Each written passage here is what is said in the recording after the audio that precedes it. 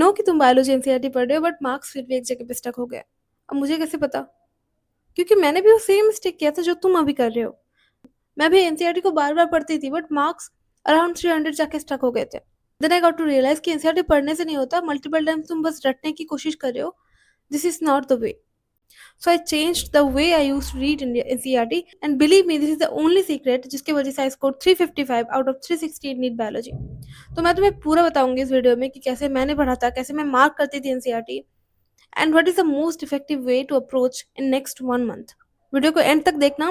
Believe me, तुम्हारा एक भी मिनट वेस्ट नहीं होगा, and I will give you something very useful जो तुम्हारे मार्क्स को डेफिनेटली इंक्रीज करेगा। देखो, पहले तो एनसीईआरटी जो किताब है ना, उसके बारे में बात करते हैं, ठीक है?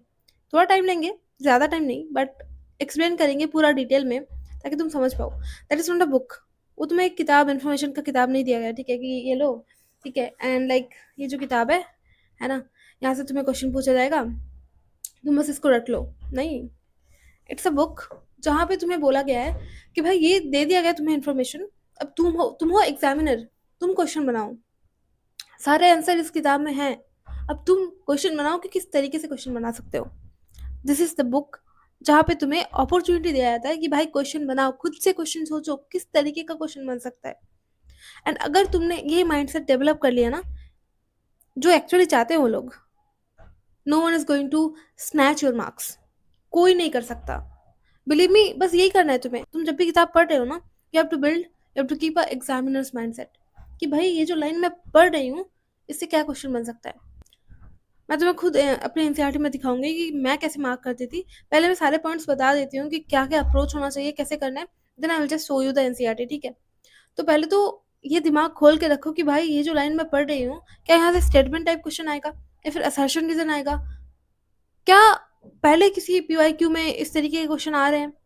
कौन से टॉपिक से क्वेश्चन आ रहे हैं? तो देखो, फर्स्ट या सेकंड टाइम जब तुम पढ़ रहे हो ना किताब, एनसीईआरटी पढ़ रहे हो like for the first time, don't at all try कि तुम वहां पे जाके मार्क करोगे। पहली बार तुमने क्लास नोट्स पढ़ा, लेक्चर देखा, and you are reading it for the first time, जाके भर के मार्क करोगे, क्योंकि तुम्हें तब भी ये लगेगा कि भाई आरबीसी का जो लाइफ स्पैन है वो 120 डेज होता है। मैं अगर भूल गया तो, but after you read once twice ना, तुम्हें याद रह जाएगा वो चीज। आरबीसी का लाइफ स्पैन 120 डेज होता है, स्प्रिंट में जाके खत्म होता है, स्प्रिंट को ग्रेवियर्ड बोलते हैं आरबीसी का। सब कुछ तुम्हें याद रह जाएगा। पर तुम देखोगे ना, जब तुमने पहली बार मार्क किया होगा, तो अगर तुमने पहली बार ही मार्क करना स्टार्ट कर दिया ना पढ़ के, तो वो लाइन भी तुम मार्क करोगे। But is it actually needed कि तुम उसको भी मार्क करो? You know the answer, right? कि नीड नहीं है, बट स्टिल तुम मार्क करते हो। इसीलिए जब भी तुम पहली बार एनसीईआरटी पढ़ो या फिर सेकंड टाइम पढ़ो ना, उसको मार्क मत करो। एक दो बार एनसीईआरटी पढ़ने के बाद क्लास नोट्स तो तुम पढ़ते ही होगे फॉर श्योर, पहले पहले तो तुम लेक्चर देखो, उसके बाद तुम थोड़ा क्लास नोट्स पढ़ो ताकि तुम प्रॉपर अंडरस्टैंडिंग बिल्ड हो। उसके बाद go to NCERT, read it just for understanding, not for retaining the things. पढ़ो, एक बार पढ़ा, दो बार पढ़ा, प्रैक्टिस क्वेश्चंस। अब तुम जितने क्वेश्चन प्रैक्टिस करोगे ना, तुम्हारा दिमाग खुलेगा कि अच्छा, इस टॉपिक से क्वेश्चन पूछे जा रहे हैं, ये टॉपिक ज़्यादा इंपॉर्टेंट है, ये चीज़ मैं भूल रही हूँ। Then you will mark the NCERT. वहाँ पे भी ऐसा नहीं करना है कि हर एक लाइन को ऐसे ऐसे छाप दिया पूरा एकदम, है ना, मार्क करते पढ़े जा रहे हैं, एंड हाथ में एक पेंसिल या फिर पेन लिया एंड लाइक मार्क करे जा रहे हैं। नहीं, ऐसा नहीं करना है। तुम्हें जो भी चीज़ें इंपॉर्टेंट है उनको या तो अंडरलाइन करना है या फिर उनको हाईलाइट करना है।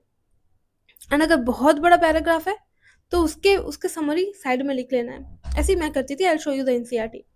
पास्ट फ्यू ईयर्स में क्या हो रहा है, स्टेटमेंट बेस्ड क्वेश्चन आ रहे हैं ज़्यादा, असर्शन रीजन टाइप क्वेश्चन आ रहे हैं, थोड़ा लेंदी पेपर बन रहा है। नॉट जस्ट एग्जैक्टली एक लाइन का क्वेश्चन आ रहा है या फिर एक वर्ड का क्वेश्चन आ रहा है, नहीं, पैटर्न थोड़ा सा चेंज हुआ है। So you have to develop as well ना, you have to change upgrade as well. तो तुम थोड़ा सोचना सीखो। ऐसा मत करो कि यार एनसीईआरटी को मतलब जल्दी जल्दी पढ़ लेना है, मुझे तो एनसीईआरटी 20 बार पढ़ना है तो मुझे जल्दी पढ़ना है। 20 बार क्या, तुम 50 बार भी पढ़ लोगे ना, फिर भी तुम एक मार्क्स पे जाके स्टक हो ही जाओगे अगर तुम प्रॉपरली नहीं पढ़ रहे हो तो।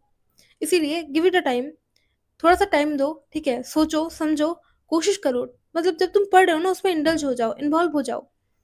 ऐसा नहीं होना चाहिए तुम एनसीईआरटी पढ़ रहे हो तो बाहर से पढ़ रहे हो, like you are seeing it कि अच्छा अच्छा ये चीज़ें इन्फॉर्मेशन दिया गया है। नो, यू थिंक लाइक अच्छा ये चीज़ें दिया गया है, अगर ये चीज़ मानो कि मेरे स्टेटमेंट में आया, ये चीज़ सही है कि नहीं, क्या मैं बोल पाऊंगी, क्या मैं समझ पा रही हूँ इस चीज़ को जो बोलने की कोशिश कर रहे हैं?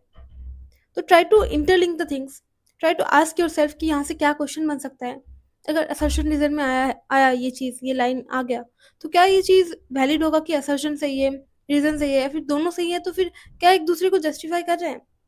आस्क लाइक दिस, क्यों कर रहे हैं? जब तुम पढ़ रहे हो ना, still you have time to ask questions, build questions, answer तो दिया ही हुआ है ना।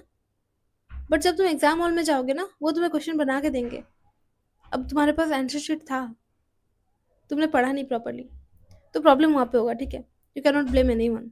एंड यस, जो भी टॉपिक से, जो भी पार्ट से पीवाईक्यूज पूछे जा रहे हैं ना, उनको एनसीईआरटी में मार्क कर लो। इट विल बी डेफिनेटली बहुत बहुत बहुत ज़्यादा बेनिफिशियल होगा। एक बार पढ़ा ना, एक बार अगर ऐसे पढ़ा कि सारी चीज़ें इंक्लूड हो गई, जहाँ पे तुम पढ़ रहे हो assertion, reason, statement based, PYQ, सारा कुछ तुमने मार्क कर लिया, एंड तुम कुछ भी एक बहुत लेंथी पैराग्राफ था उसका भी समरी साइड में लिख लिया ताकि तुम बस वो रिवाइज कर लो। तो जब तुमने ये मटेरियल रेडी कर लिया, तुम्हें लगता है कि तुम्हें और किसी भी मटेरियल की चीज़ मतलब नीड होगा? क्या ही चाहिए होगा? तुमने खुद एनसीईआरटी में जहाँ से क्वेश्चन एक्चुअल में आएगा, तुमने उस पे मास्टरी कर लिया।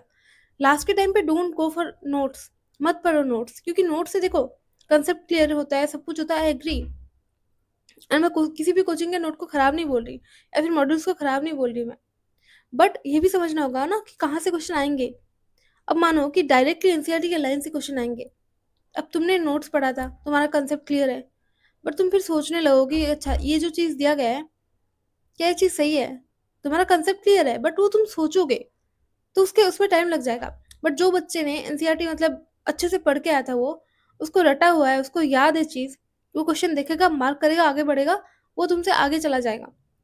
हो सकता है कि तुम्हारा कंसेप्चुअल अंडरस्टैंडिंग बहुत अच्छा है, उस बच्चे से भी काफ़ी काफ़ी काफ़ी अच्छा है, बट स्टिल उसको ज़्यादा पॉइंट्स मिलेंगे। क्यों? बिकॉज उसने जो नीडेड था वो उस पॉइंट पे किया, उसने एनसीईआरटी पढ़ा। अभी के टाइम पे डोंट गो फॉर नोट्स और एनीथिंग। अगर तुम्हारा कोई चैप्टर हो गया है तो तुम उसके एनसीईआरटी को पढ़ो, क्वेश्चन प्रैक्टिस करो, टेस्ट दो, इतना करो, मोर देन सफिशिएंट। अब चलो मैं तुम्हें एनसीईआरटी दिखा देती हूँ मेरा, ठीक है। चलो हम एग्जाम्पल ले लेते हैं ह्यूमन हेल्थ एंड डिजीज का, ये ड्रग्स वाला पार्ट का, ठीक है। तो तुम्हें पता ही होगा कि भाई ये जो पार्ट्स है ना और ये जो फोटोज हैं, यहाँ से क्वेश्चन आते हैं एक्चुअली, है ना, यहाँ से क्वेश्चन आते हैं। बट अभी अगर तुम देखोगे ना, तो ये जो पैराग्राफ है ये बहुत ज़्यादा डिस्टॉर्टेड है। यहाँ पे डिफरेंट टाइप ऑफ ड्रग्स का नाम दिया गया है, एंड वहाँ पे भी ना कौन सा साइकोट्रोपिक है, कौन सा साइकोडेलिक है, मतलब ऐसा डिफरेंशिएट नहीं किया गया, उन्होंने नहीं किया, मतलब वो कभी पैराग्राफ में बता दिया, ठीक है, ये साइकोट्रोपिक है, ये साइकोडेलिक है। तो तुम्हें खुद से पढ़ते पढ़ते समझना होगा। एंड ऐसा नहीं है कि बस एक पैराग्राफ में एकदम एक पार्ट तक उन्होंने साइकोट्रोपिक के बारे में बात किया, देन उसके बाद वो खत्म हो गया, then they are talking about psychedelic. नहीं, बहुत ही स्कैटर्ड वे में बात कर रहे हैं। इसीलिए मैंने क्या किया कि मैंने ड्रग्स को ऐसे ये कर लिया था, फिर साइकोट्रोपिक में डिवाइड कर लिया, ट्रैंक्विलाइजर, ओपियोइड्स, स्टिमुलेंट्स में फिर से कोकेन एंड टोबैको हो जाएगा, ठीक है। साइकोडेलिक में क्या आता है, कैनाबिनॉइड, एलएसडी, डेटूरा, बेलाडोना, ये सब आता है। तो मैंने खुद से डिफरेंशिएट कर लिया ताकि मैं जब भी किताब पढूँ ना, तो मुझे एग्जैक्टली अगर मानो कि थोड़ा कंसेप्चुअल आ गया, लाइन में तो दिया हुआ है भाई, एनसीईआरटी में दिया हुआ है, बट ऐसे डायरेक्टली आ गया जो तुम्हें एग्जैक्टली नहीं दिया हुआ है कि भाई साइकोट्रोपिक में ये है, एक जगह पे नहीं दिया हुआ है, but you need to reduce the time. तो मैंने साइड में लिख दिया, तब जब भी मैं एनसीईआरटी रीड करती थी तो मैं उसको देख लेती थी ना। अगर तुम देखोगे ना, तो यहाँ पे ए आर मार्क किया गया है। क्यों? क्योंकि जब भी मैंने देखा, मैं पढ़ते पढ़ते देखा, अच्छा देयर फोर दिया गया है, मतलब रीजनिंग, तो यहाँ पे ये A R assertion reason type question बन सकता है, ठीक है। एंड जो भी पॉइंट इंपॉर्टेंट है, मुझे लगा कि भाई ये वाला पार्ट इंपॉर्टेंट है एंड ये वर्ड्स इंपॉर्टेंट है मेरे लिए, मैं भूल जाती हूँ, ठीक है, उनको मैंने मार्क कर लिया। एंड तुम यहाँ पे देखोगे ना, तो कैरेक्टरिस्टिक्स जो है ना ओपियोइड के, डिफरेंट डिफरेंट कैरेक्टरिस्टिक्स है, तो वो मैंने मार्क कर लिया। क्यों? ताकि मुझे डिफरेंट लॉन्ग टर्म तक याद रहे, मैं पढ़ूँ तो मुझे मानो कि तुम मैं बस ऊपर ऊपर से एनसीईआरटी रिवाइज कर रही हूँ, तो मेरे क्या मुझे सारे लाइन सेम जैसे दिख रहे हैं? नहीं दिख रहे हैं ना, ऑब्वियसली। कुछ लाइन पे मार्क किया गया है, कुछ वर्ड्स पे बहुत ज़्यादा हाईलाइट किया गया है, बस उनको अच्छे से पढ़ूंगी, वही बस ध्यान में आएंगे ना। और हाँ, ये सब मैं डायग्राम के बारे में बात करूंगी, ये डायग्राम क्यों इंपॉर्टेंट है। बाय द वे, जो भी चीज़ें इंपॉर्टेंट है, उस जो भी वर्ड इंपॉर्टेंट है उसको देखो, सराउंड कर लो, ठीक है, जो भी लाइन इंपॉर्टेंट है उसको हाईलाइट कर लो, ताकि तुम बाद में जब भी पढ़ो ना तो तुम्हें समझ आ जाए। ऑब्वियसली ये सारी चीज़ें बहुत इंपॉर्टेंट है ना। अगर तुम ये वाला पेज देखोगे ना, तो इसमें भी बहुत सारा चीज़ है, एक पेज में पूरा मैंने मार्क नहीं किया है, ठीक है। शायद मैंने ये वाला पार्ट मेरे टेस्ट में गलत हुआ होगा, तो मैंने उसको मार्क कर रखा है, टेस्ट लिख रखा है, ठीक है। और जो भी चीज़ है, लाइक ये बायनोमियल एक्सपेंशन ऑफ ये वाला चीज़ का है, ठीक है, जहाँ पे फ्रीक्वेंसी मतलब जो भी चीज़ है, यहाँ पे 5 फैक्टर्स है, यहाँ पे 5 फैक्टर्स है, जो कि हार्डी विनबर्ग जो इक्वेशन था ना, उसको इक्विलिब्रियम को अफेक्ट करता था। तो जो भी चीज़ें मैं भूलती थी या फिर जहाँ से क्वेश्चन आते थे, मैं बस उनको हाईलाइट करती थी, पूरा पेज पढ़ने की जरूरत ही कहाँ पे है। एंड देखो यहाँ पे लाइक नीट 22 में यहाँ से क्वेश्चन आए थे, तो मैंने उस पार्ट को भी मार्क कर रखा है, ऐसे करने के लिए बोल रही थी मैं। नाउ टॉकिंग अबाउट कि तुम्हें डायग्राम कैसे पढ़ना है। अब तुम देखो यहाँ पे मलेरिया का जो डायग्राम है ना, प्रॉपर्टी दिया हुआ है, लाइक प्लाज्मोडियम का प्रॉपर लाइफ साइकिल दिया गया है। अब कहाँ पे सेक्सुअल साइकिल होता है, कहाँ पे सेक्सुअल साइकिल होता है, उन्होंने सारा बता रखा है। ठीक है, पीछे बता रखा है, सारा कुछ बता रखा है, यहाँ पे सब कुछ बता रखा है। बट अभी अगर मैं डायग्राम देखूंगी और मुझे बस डायग्राम देख के सारा कुछ याद करना है, तो मैं क्या करूंगी? ऑब्वियसली मुझे सारा कुछ लिख रखना होगा। मतलब यहाँ पे देखो, ये फ्लैजिलेटेड है, यहाँ पे बोला नहीं गया कि ये फ्लैजिलेटेड है, बट यहाँ पे इन्होंने फ्लैजिला बना दिया है, तो यू हैव टू सी कि अच्छा ये फ्लैजिलेटेड है। मॉस्किटो जब जब वो मॉस्किटो होस्ट में जाता है, वहाँ पे उसका जो लाइफ साइकिल होता है वो सेक्सुअल साइकिल होता है। जब वो ह्यूमन होस्ट में आता है तो उसका एसेक्सुअल साइकिल होता है। ठीक है, और बाकी सारी चीज़ें जो भी मैंने देखोगे ना एक बार पेज में, तो बहुत सारी इंपॉर्टेंट चीज़ें मैंने हाईलाइट कर रखा है एनसीईआरटी को। अगर तुम लोग चाहोगे तो मैं अपने टेलीग्राम चैनल पे इसको अपलोड कर दूंगी, बिकॉज इससे आई थिंक तुम्हारा हेल्प हो जाएगा।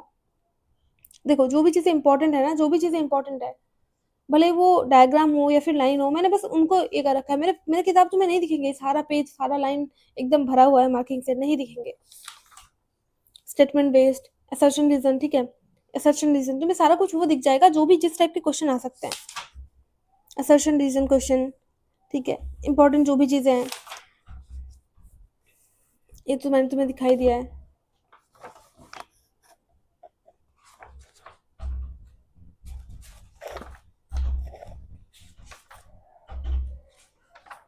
एंड वन मोर थिंग, अगर तुम देखोगे ना जेनेटिक्स वाले चैप्टर्स में, मतलब जो मॉलिक्यूलर बेसिस ऑफ इनहेरिटेंस है ना, उसमें ना बहुत सारी चीज़ें हैं जो तुम्हें समझना भी होगा एंड चीज़ें याद भी रखना है। तो तुम देखोगे ना, देखो यहाँ पे मार्किंग किया हुआ गया है ना, और मैंने लिख दिया है कि कौन से एंजाइम का काम क्या है, हेलिकेज का क्या काम था, टॉपोआइसोमरेज का क्या है, डीएनए पॉलीमरेज 1 का क्या काम है, सब कुछ लिख दिया था यहाँ पे।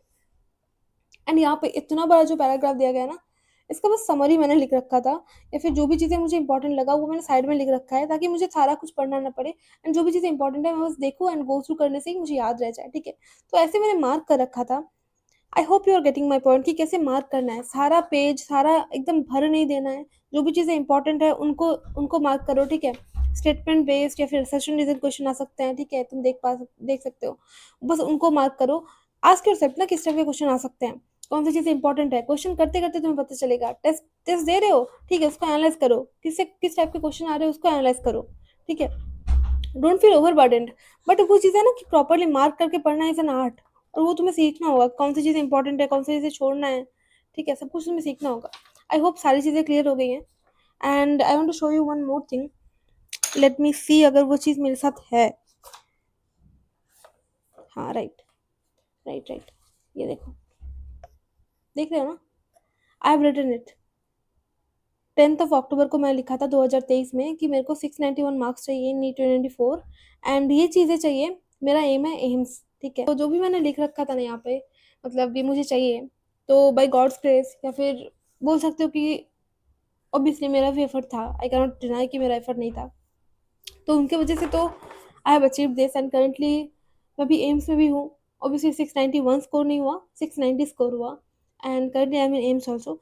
तो खैर, इस वीडियो में मैंने तुम्हें बता दिया है कैसे एनसीईआरटी रीड करना है, मैंने पेजेस भी दिखा दिया है तुमको, एक्सप्लेन भी कर दिया है क्यों इंपॉर्टेंट है अभी एनसीईआरटी पढ़ना, नोट से ज़्यादा इंपॉर्टेंट क्या है। ठीक है, एंड कैसे अप्रोच करना है एनसीईआरटी को, बस पढ़ना है या फिर क्वेश्चन प्रैक्टिस करना है, या फिर क्वेश्चन प्रैक्टिस के थ्रू एनसीईआरटी पढ़ना है। अगर तुम्हारे मानो कि तुम बोर हो चुके हो कि मुझे तो एनसीईआरटी आता है, मैंने पढ़ रखा है, बट कुछ फायदा नहीं हो रहा है बस पढ़ के, तो go to the question, question practice करो, तुम्हें वहाँ पे पता चल जाएगा कौन से तुम्हारे वीक एरियाज है, फिर आओ एनसीईआरटी पढ़ो इस तरीके से जो मार्क किया हुआ है। समझ आ रही है चीज़ें? तो सारा कुछ आई थिंक मैंने डिस्कस कर दिया है। थोड़ा सा देख लो किस टाइप के मार्किंग करना चाहिए, कैसे पढ़ना चाहिए, so that you can get maximum output from it. और एक और चीज़, from tomorrow I am starting a challenge.